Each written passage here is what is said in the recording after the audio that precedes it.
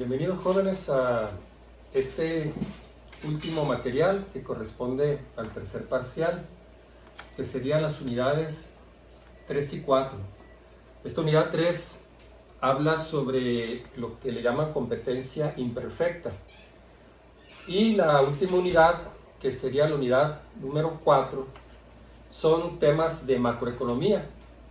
Recuerden que al principio del semestre mencionamos entre los conceptos que hay temas de micro y macroeconomía. Los temas de macroeconomía pues son los temas que tienen que ver con todo un país, que son de interés general, que no son temas específicos sobre un mercado o una industria, sino que son relativos a la economía en general. Así que en este curso de economía, la última unidad, la unidad número 4, pues abordamos un poquito los temas de macroeconomía. Esta unidad número 3 pues sería la última unidad de microeconomía.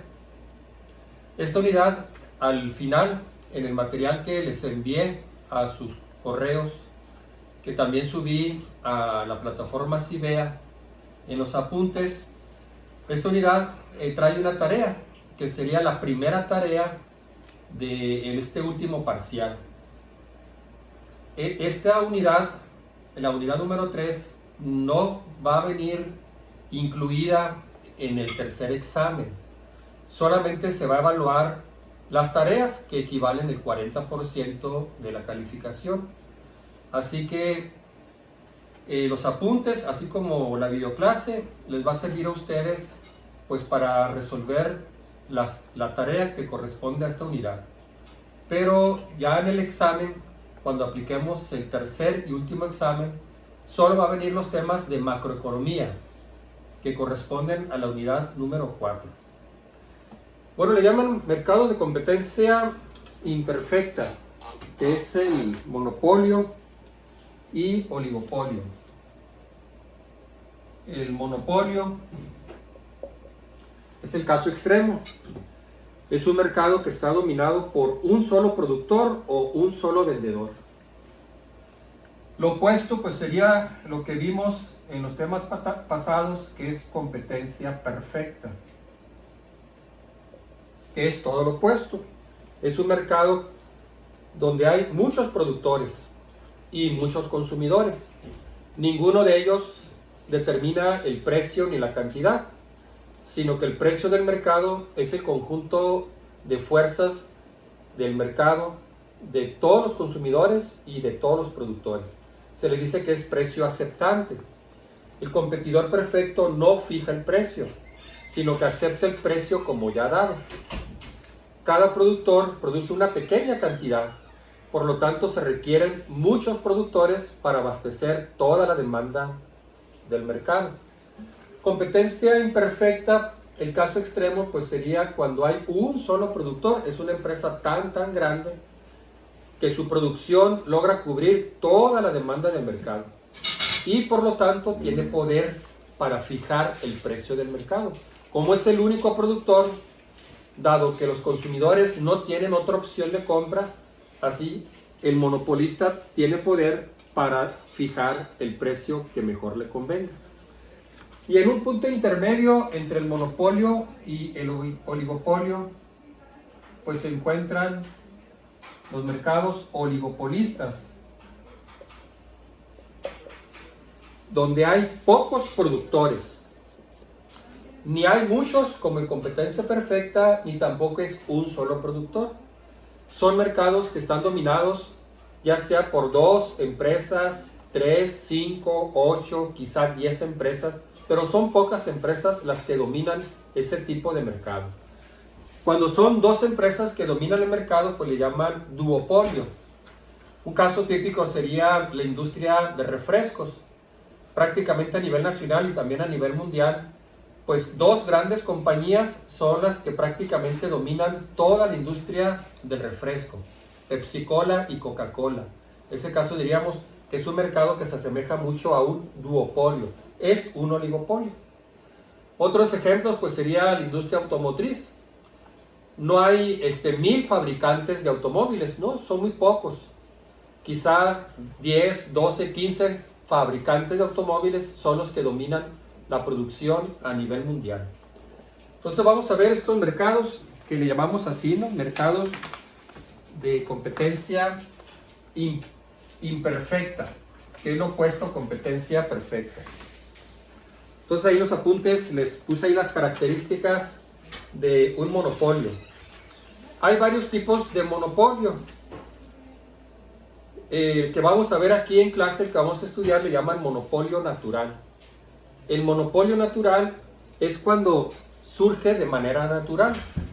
Una sola empresa se aprovecha de las economías de escala, recordando lo que vimos al principio del curso. Una empresa que al producir más, o sea, una producción masiva o escala, reduce sus costos unitarios. De tal manera que la empresa va creciendo cada vez más y más. Así que resulta más económico tener una sola empresa que tener varias empresas, porque una sola empresa puede abastecer todo el mercado a un costo menor. Casos típicos sería, por ejemplo, la distribución de energía eléctrica o las empresas también que generan energía eléctrica. De tal manera que en una ciudad lo más probable es que haya un solo proveedor de energía eléctrica. Sería incosteable tener 4 o 5 empresas que provean energía eléctrica. Por ejemplo, en una cuadra se requiere quizá un solo transformador para abastecer de energía eléctrica a todos los habitantes de esa cuadra. Si tuviéramos 4 o 5 empresas, pues significaría que tendríamos 4 o 5 transformadores. Estaríamos duplicando los recursos innecesariamente. Significaría que tendríamos, en lugar de un tendido de cables, tendríamos 4 o 5 tendidos de cable, cuando en realidad solo necesitamos un transformador o un solo tendido de cables para abastecer un sector de la ciudad. Entonces, en estos casos es más económico tener un solo productor, ¿no? Otros tipos de monopolios, pues son lo que le llaman monopolio legal. Es cuando la empresa adquiere los derechos, de tal manera que solo la empresa puede explotar un recurso o vender un producto. Un ejemplo sería, digamos, las empresas farmacéuticas. Empresas que hacen investigación para desarrollar un medicamento y curar una enfermedad. Para desarrollar ese medicamento y probar que ese medicamento es efectivo, medir sus daños colaterales, puede tomar mucho tiempo. La inversión en investigación puede tomar 3, 4, 5 años. Así que cuando la empresa finalmente saca el producto para comercializarlo, pues tiene que adquirir los derechos, la patente, de tal manera que otra empresa no pueda producirlo. Porque sería injusto que otra empresa aprovechara el conocimiento de la empresa que desarrolló el medicamento y sin haber invertido un solo dólar o un solo peso, vende el producto. Entonces, esos derechos protegen a la empresa farmacéutica durante 5 o 10 años para que solo esa empresa pueda vender el producto. Una vez que vence la patente, pues ahora sí, el producto es libre. Cualquier empresa lo puede fabricar o vender. Ya durante esos 10 años, la empresa pudo recuperar la inversión que implicó hacer toda la investigación para el desarrollo, pues, de un nuevo medicamento o de una nueva vacuna. También puede ser el caso de empresas que obtienen los derechos de un recurso. Entonces, como ellos tienen el derecho de explotar un recurso natural, ninguna otra empresa lo puede hacer. Sería el caso especial, digamos, de algunas empresas mineras o minas de diamantes, que la empresa al obtener los derechos de explotación de ese recurso, pues solamente esa empresa puede explotar ese recurso. En general, el monopolio no es eficiente. Vamos a ver el caso del monopolio natural. Es el que viene en sus apuntes que les envié. Tengan a mano estos apuntes para que ustedes puedan verlo y aquí explicárselo en clase. Entonces tenemos ahí, dice, maximización de beneficios para un monopolista. Entonces viene un ejemplo de una empresa que produce una cantidad Q. La cantidad pues, está representada por la letra Q, ¿no? Y viene ahí pues las unidades, que son hasta 7. 7 unidades. Viene el precio, representado por la letra P. En este ejemplo pues serían dólares por cada unidad, el precio unitario. 50, 45, 40, 35, 30, 25, 20. Estas dos primeras columnas representan la demanda del mercado. Se debe interpretar así. Si el precio del producto que estamos aquí manejando, ¿no? Si el precio de venta es 50 pesos, entonces el productor, el monopolista, solo vende una unidad. O sea, los consumidores le compran una unidad. Está demasiado caro. Si el monopolista fija un precio de 45, o sea, un poco más bajo, logra vender 2 unidades. Entonces, la demanda del mercado compra 2 unidades. Si baja el precio a 40, los consumidores le compran 3 unidades. Y así, ¿no? Si el precio fuera muy barato, de 20 pesos, entonces el mercado, la demanda, le compraría 7 unidades. Así que se interpreta de esa forma. Si el precio es de 40, el productor vende 3 unidades. O sea, los consumidores le compran 3 unidades. Serían 3 unidades a 40 pesos cada uno. Al poner un precio de 40, vende 3 unidades, cada unidad a 40 pesos. Si el precio fuera de 20, el productor vendería 7 unidades, porque es lo que está dispuesto la demanda o los consumidores a comprar. Vendería 7 unidades a 20 pesos cada uno. Entonces, esta es la tabla de demanda. No se interpreta que la primera unidad la vende en 50 y la segunda en 45 y la tercera en 40. No, así no. Sino que este es el precio y esta es la cantidad que se vendería a cada uno de los precios. Que si el precio es de 30, entonces se venden 5 unidades. 5 unidades a 30 pesos cada una. Entonces, estas dos primeras columnas pues, representan el precio unitario y la cantidad. Por lo tanto, esta sería la tabla de demanda. Si lo graficamos, pues obtendríamos nosotros la curva de demanda. Luego nos da aquí como información, como dato, el costo total, que incluye tanto el costo fijo como el costo variable.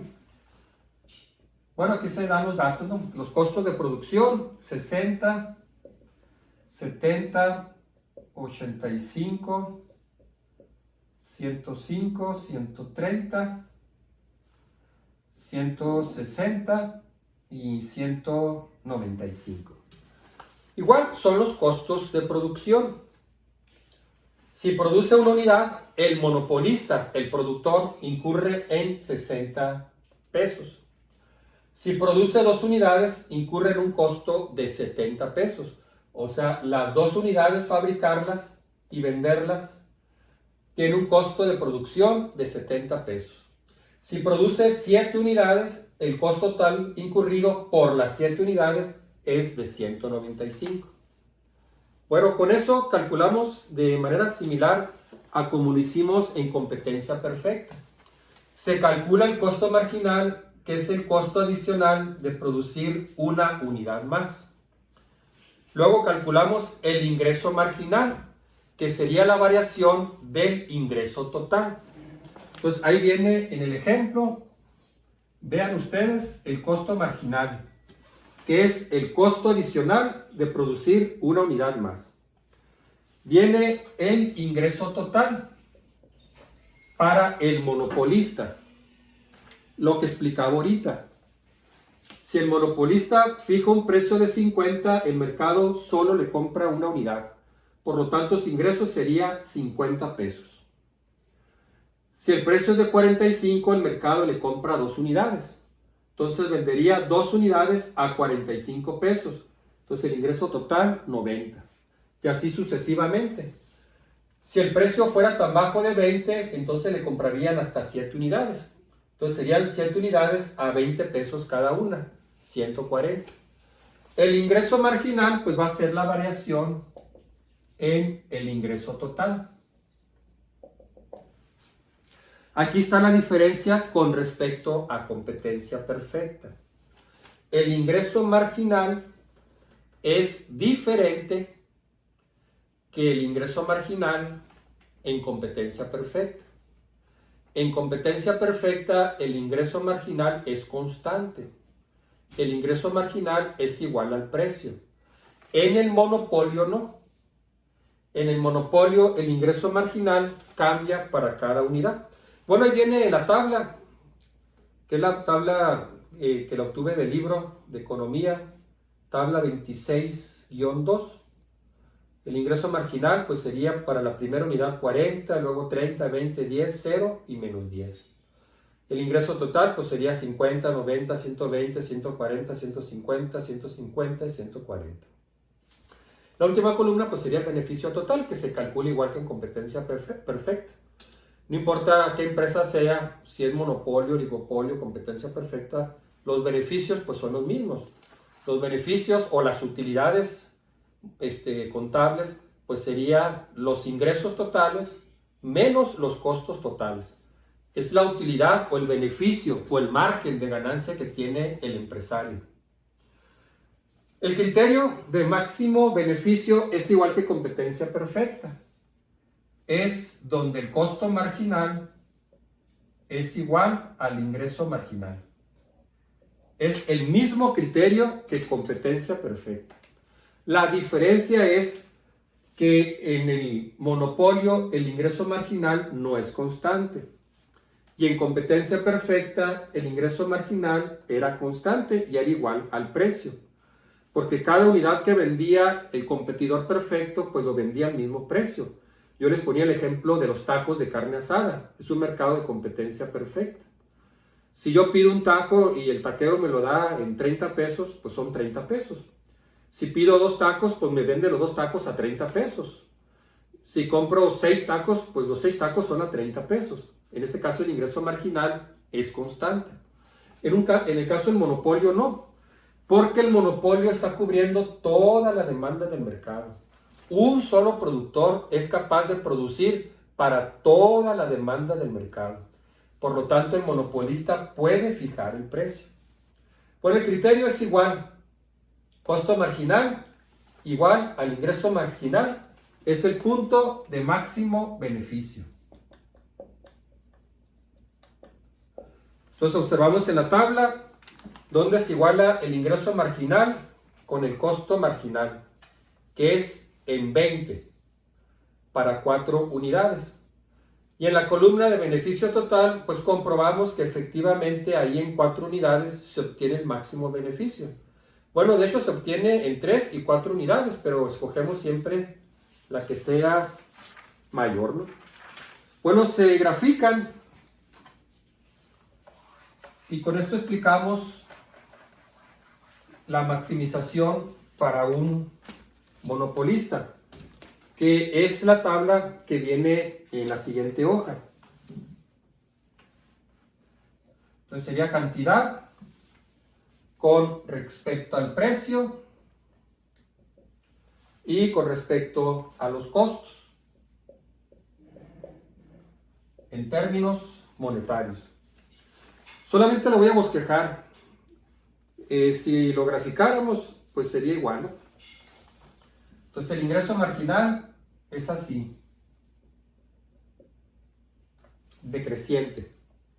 Este sería el ingreso marginal, que es diferente, repito, a competencia perfecta. En competencia perfecta el ingreso marginal pues era constante.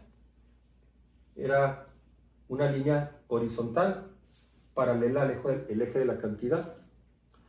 El costo marginal pues es creciente. Este sería el costo marginal. Luego tendríamos la curva de demanda,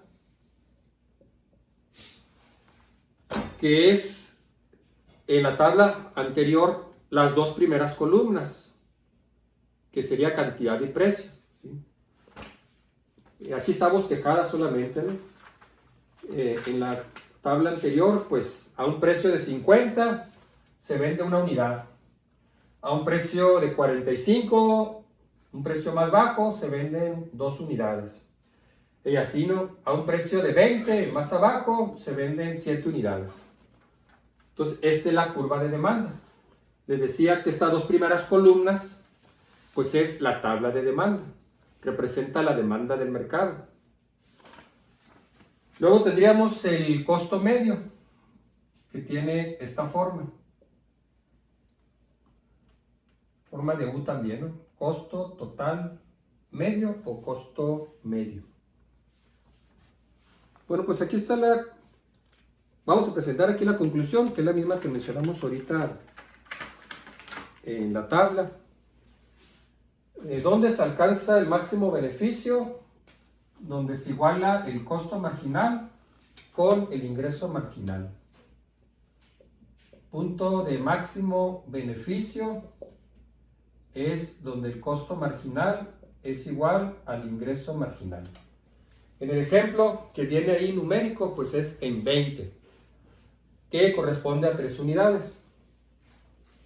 Entonces, para determinar el precio, no es 20, sino que de aquí se sube a la curva de demanda. Entonces serían 3 unidades y el precio que corresponde a 3 unidades. El precio para 3 unidades es 40, que sería esto, ¿no? 40. Entonces, el punto donde la empresa, el monopolista, maximiza sus beneficios sería fijando un precio de 40.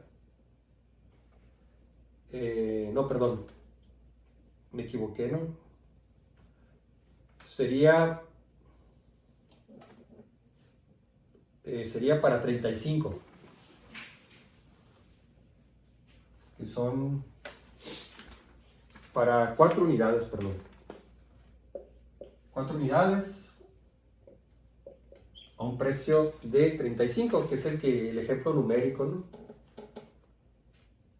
4 unidades a un precio de 35 da un ingreso total de 140 menos el costo total de 105 nos da un beneficio neto de 35. Bueno, esa sería la conclusión, donde el costo marginal igual al ingreso marginal es el punto de máximo beneficio, que aquí era para 20. Pero no se fija el precio en 20, sino que aquí donde se hizo la intersección, nos subimos a la curva de demanda. Y ya donde nos colocamos sobre la curva de demanda, ese es el precio de máximo beneficio. Bueno, les puse ahí el material que dice, ¿es eficiente un monopolio? Bueno, en algunos casos sí es eficiente, pero normalmente un monopolio no es eficiente, porque no está produciendo lo que requiere la sociedad, sino que produce poco y caro. Porque el monopolio como empresario está maximizando sus beneficios. Así, si él le gana más dinero vendiendo caro y poco, pues lo va a hacer. Así que un monopolio normalmente no produce todo lo que debería producir. Lo ideal sería que produjera donde el costo marginal intersecta a la curva de demanda, aquí. Pero no, produce mucho menos. Su ganancia pues sería esta, ¿no? Esa sería su ganancia. Si fija el precio en esta parte, pues también tiene ganancia con respecto al costo medio. El precio que vende el producto y el costo promedio que le cuesta producir el producto, ¿no? Solo que aquí el margen pues es más chiquito, ¿no?, que este. Entonces va a buscar en qué punto se obtiene el máximo margen de ganancia con respecto al precio de venta y el costo de producción. Recuerden que este es el costo medio o costo promedio o costo unitario. Si produjera aquí, el monopolista pues ni pierde ni gana. Sería un precio que igualaría al costo de producción. Entonces a veces el gobierno puede intervenir si considera que el monopolio perjudica a la sociedad, que ese monopolio está fijando un precio demasiado alto y que produce muy poco, que no produce lo suficiente para los consumidores. En cada país hay oficinas que tienen leyes antimonopolio. En nuestro país tenemos oficinas o dependencias del gobierno que vigilan pues para intervenir en caso de que una empresa monopólica esté perjudicando a la sociedad. Perjudicar significa eso, que está produciendo muy poco y a un precio demasiado caro. A veces el gobierno puede decidir eliminar el monopolio, que significa fragmentarlo, que esa única empresa se divide en varias empresas. En otras ocasiones el gobierno simplemente va a obligar al monopolista que baje el precio. O sea, por ley le va a obligar a que produzca más y a un precio menor. Entonces eso ya depende pues de las autoridades que deciden si intervienen o no intervienen. Si intervienen, ¿cómo van a intervenir? Si van a eliminar el monopolio o simplemente lo van a regular. Bueno, eso sería todo con respecto al monopolio. El otro mercado imperfecto es el oligopolio, que mencionaba, es cuando hay pocas empresas que dominan el mercado. Ejemplos, pues hay muchos, ¿no? De hecho, casi la mayoría de los bienes y servicios que nosotros tenemos ahora en el siglo XXI provienen de mercados oligopolistas. Entonces, hay ciertos mercados que son dominantes, que unas cuantas empresas, estoy hablando de pocas empresas, 3, 4 empresas, 5, 10, cuando mucho 15 empresas, son las que dominan el mercado. Sea en productos electrónicos, electrodomésticos, en libros, o sea, ¿cuántas editoriales hay? Pues no hay 500 editoriales. Las que dominan el mercado son muy pocas. O igual medicamentos, empresas farmacéuticas que producen medicamentos, pues también, o sea, no hay 1000 empresas farmacéuticas, no, son muy poquitas, que son las que dominan el mercado. La industria del calzado, igual, ¿no? La industria de la construcción también.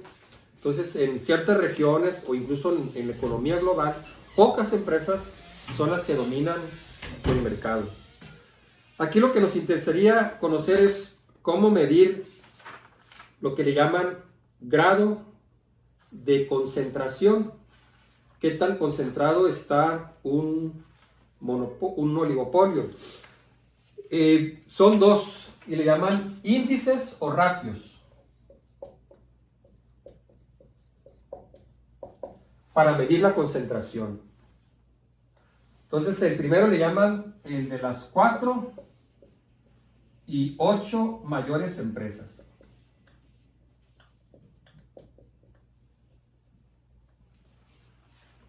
El índice de concentración pues mide qué tan concentrado está ese mercado. O sea, qué tanto ese mercado está en muy pocas empresas. Este índice mide las 4 empresas más importantes que dominan el mercado, seguida de las siguientes 4 empresas, en total 8. Entonces yo les puse ahí un ejemplo también de un autor de un libro. Esta se mide en barras, ¿sí? Entre más alta sea la barra y entre más sombreada esté la barra, indica que esa empresa es de alta concentración. Alta concentración significa que esa empresa o ese mercado, más bien ese mercado, esa industria se asemeja a un monopolio. Entonces, digamos, aquí están las 4 y 8 mayores empresas. La parte sombreada representan las 4 principales empresas. En la parte blanca, las siguientes 4 empresas. En total, esta columna representa las 8 empresas. Y aquí está el techo, 100% de la cuota del mercado. Entonces, esta industria, pues, domina el 95% del mercado, por decir una cantidad, ¿no? Y las 4 primeras empresas quizá dominan el 85% del mercado. O sea, esas 4 empresas son empresas gigantescas. Ellas solas 4 dominan prácticamente la mayoría del mercado. Las otras 4 empresas pues se dividen una pequeña parte. Y quizá otras empresas que están aquí, quizá otras 3, 4, 5, 6 empresas que están dentro del mismo mercado, pues se reparten el resto, quizá el 5%. Entre más pequeña sea la columna, pues significa que es una industria o un mercado de menor concentración. Por ejemplo, esta, ¿no? Entonces, este sería un mercado de muy baja concentración, que se asemeja más a competencia perfecta. Que estas 8 empresas quizá apenas dominan el 20% del mercado. Y que las primeras 4 empresas pues apenas dominan el 10% del mercado. Que la mayor parte del mercado, el resto, pues se dividen entre una decena o una centena de empresas que están dentro del mismo mercado. Entonces este sería un mercado o una industria de baja concentración, porque hay muchas empresas que se están disputando el mercado. Repito, ¿no? Se asemejaría un poco más a competencia perfecta, ¿no? La otra forma de medir el grado de concentración, pues le llaman el índice de Herfindahl, que mide las cuotas y las eleva al cuadrado. Por ejemplo, ¿no? Ayer les puse yo una industria que tiene 4 empresas. Competidoras, la vamos a llamar A, B, C y D. La empresa A domina el 50% de la cuota del mercado. O sea, él cubre el 50% de la demanda del mercado. La empresa B, el 30%. Aquí ya va un total de 80%. La empresa C, el 15%. Y la empresa D, el 5% restante. Entonces así se dividen. Esta es la empresa líder, es la empresa más grande, es la empresa dominante. Y aquí están las otras empresas. La empresa D pues es la empresa que tiene menor participación. Entonces el índice pues sería, es un índice, no tiene unidades. Sería elevar al cuadrado cada cuota. Entonces sería 50 al cuadrado más 30 al cuadrado más 15 al cuadrado más 5 al cuadrado. Y eso nos daría 3650. No tiene unidades, simplemente es un índice o un ratio. Si fuera un mercado monopolista donde hay un solo productor, pues ese productor abarca todo el mercado. Un solo vendedor cubre toda la demanda del mercado, es decir, el 100% de la cuota del mercado. En ese caso sería 100 elevado al cuadrado, 10,000. Así que si este valor se acerca más a 10,000, entonces es un mercado de alta concentración, que se asemeja más a un mercado de competencia perfecta. Si fuera un mercado cuyo índice tiende más a 0, entonces sería un mercado de baja concentración.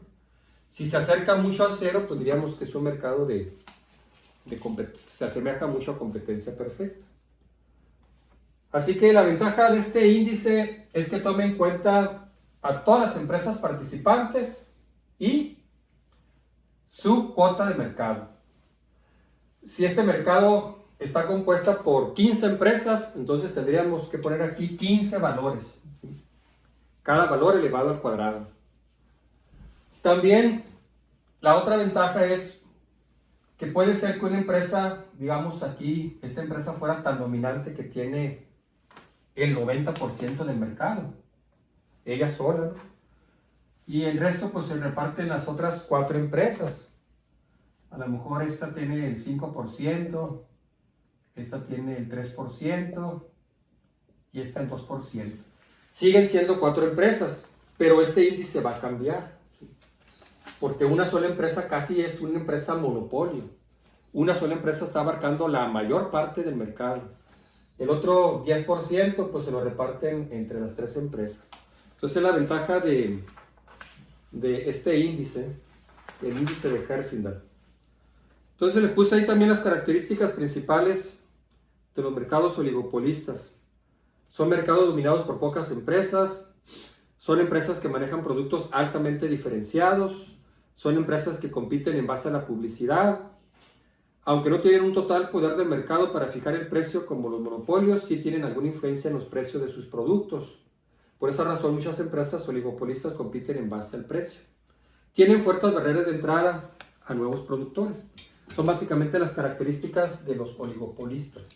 Se dice que son productos altamente diferenciados, que aunque están dentro del mismo mercado, hay diferencias en los productos de cada uno de los productores.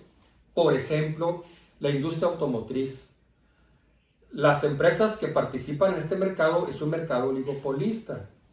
Quizá 8 o 12 empresas son las que dominan la mayor parte del mercado, o quizá menos, ¿no? Quizá, no sé, tal vez 8 fabricantes de automóviles son los que dominan quizá más del 90% de la demanda del mercado. Pero sus productos son altamente diferenciados. Sí, Ford, Chrysler, General Motors, Toyota, tienen automóviles más o menos similares. Manejan automóviles compactos de 4 cilindros, manejan automóviles deportivos, manejan automóviles de trabajo, manejan automóviles familiares como minivans, pero son muy diferentes entre sí, tanto en su diseño como en sus atributos o características. Aunque sea un automóvil de 4 cilindros, de 4 puertas, para 5 pasajeros, hay mucha diferencia entre un automóvil Aveo de la General Motors y un automóvil de la Nissan, por ejemplo, un Versa o un Tida. Son fáciles de diferenciar a simple vista. Igual la industria refresquera. Coca-Cola y Pepsi-Cola manejan una línea muy similar de productos, pero es muy diferente el sabor de una Pepsi a de una Coca-Cola. La persona lo percibe. Hay diferencias. Por eso dice que son productos altamente diferenciados. Son productores que compiten mucho en base al precio y a la publicidad. Algunas de esas empresas pueden decidir competir en base a publicidad. Entonces hacen mucha publicidad en radio, televisión, revistas, en redes sociales. Es la forma en que la empresa logra posicionarse dentro del mercado. Son las empresas que patrocinan pues los eventos como un mundial de fútbol, una serie mundial de béisbol, un certamen de belleza, etcétera, etcétera. Esas empresas que vemos nosotros en los anuncios son empresas oligopolistas. Son empresas que invierten grandes cantidades de dinero en publicidad porque están compitiendo en base a publicidad.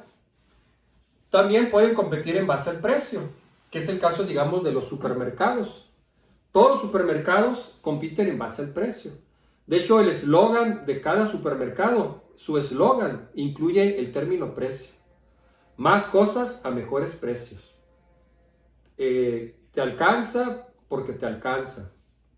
Aprecio por ti. Bueno, esos es eslogan que ustedes pueden identificar, que están tan bien posicionados que ya se nos viene a la mente a qué supermercado corresponde ese eslogan. Tiene que ver con el precio. Otras empresas oligopolistas no compiten tanto en el precio, sino más bien compiten en la calidad o el servicio que ellos ofrecen, que es el caso de los hospitales. Los hospitales privados en su publicidad no van a mencionar tanto el precio, sino que su publicidad va a ser en relación al servicio, una atención rápida, un diagnóstico oportuno, un tratamiento efectivo, que es lo que interesa a alguien que acuda a un hospital privado. Ante una emergencia no piensa en el precio, lo primero que piensa uno en una emergencia al acudir a un hospital privado, pues es una atención rápida, de tal manera que se encuentre una solución a esa enfermedad o a esa emergencia. Otro caso serían las funerarias. También las funerarias no basan tanto su publicidad en el precio, sino que lo basan más bien en el servicio que van a ofrecer. Entonces son empresas oligopolistas que compiten ya sea en publicidad, en precio o en la calidad o el servicio que ellos ofrecen. Y son mercados que ofrecen fuertes barreras de entrada, es decir, son mercados que están tan bien posicionados que es muy difícil que un nuevo productor ingrese. No es imposible, pero es muy difícil. Un nuevo productor que quiera competir con estos gigantes, pues va a requerir tener un producto excelente, va a requerir toda una campaña de introducción de su producto para poder competir con esos gigantes que ya están bien posicionados, que los consumidores ya estamos habituados a comprar esos productos.